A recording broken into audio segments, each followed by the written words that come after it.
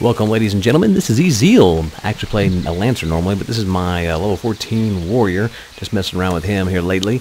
And what I want to talk about is I want to talk about questing and stuff.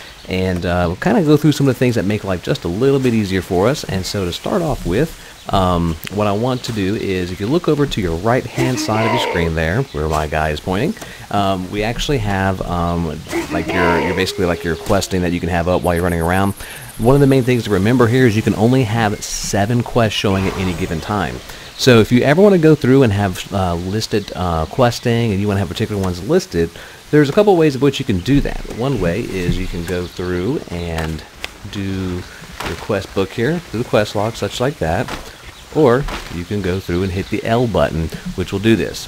One of the things to remember is that there are numerous types of quests here. We've got your story quest, which basically, if you follow these story quests to the T, this will generally get you into basically, you know, the particular areas you want to be. And what's really cool is they have the leveling right here and let you know kind of like why it's not unlocked. You've got to do this particular quest before it actually will open up for you.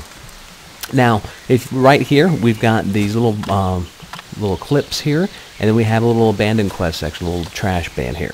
So if you want to abandon a quest, you could do that here.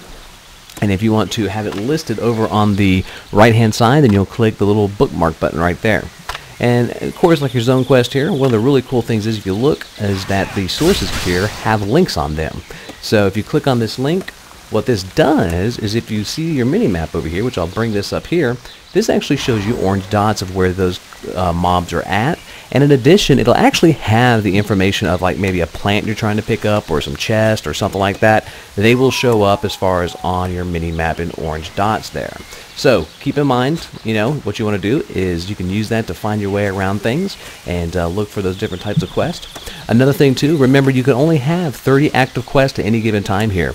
There is the ability to share quests. These are mostly for zone quests if somebody doesn't have that. I quite honestly have not had much luck with trying to figure out how that exactly works. I'm still trying to test that out at this time.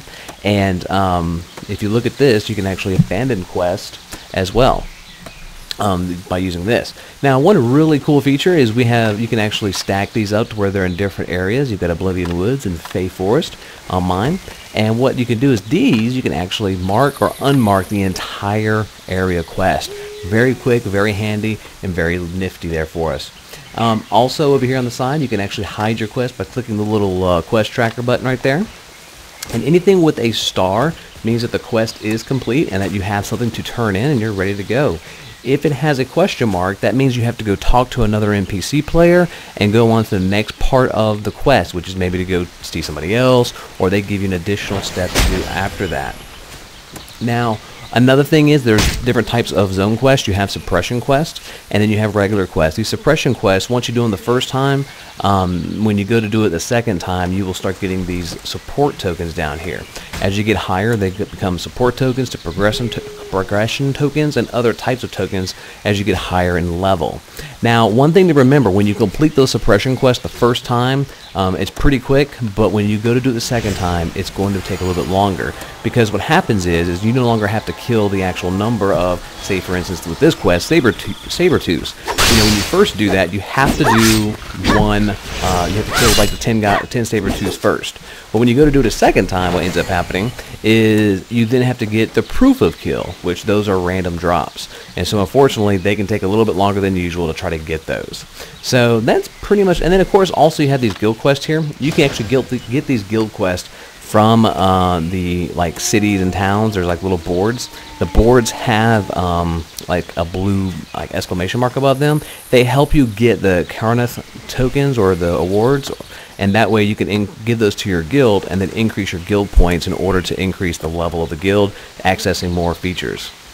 And daily quest here, this is, I've not got to this point yet, so if anybody has any information on that, leave any comment suggestions on the YouTube channel, and any kind of comments or improvements would be very much appreciated. Thanks for watching, guys, and happy hunting.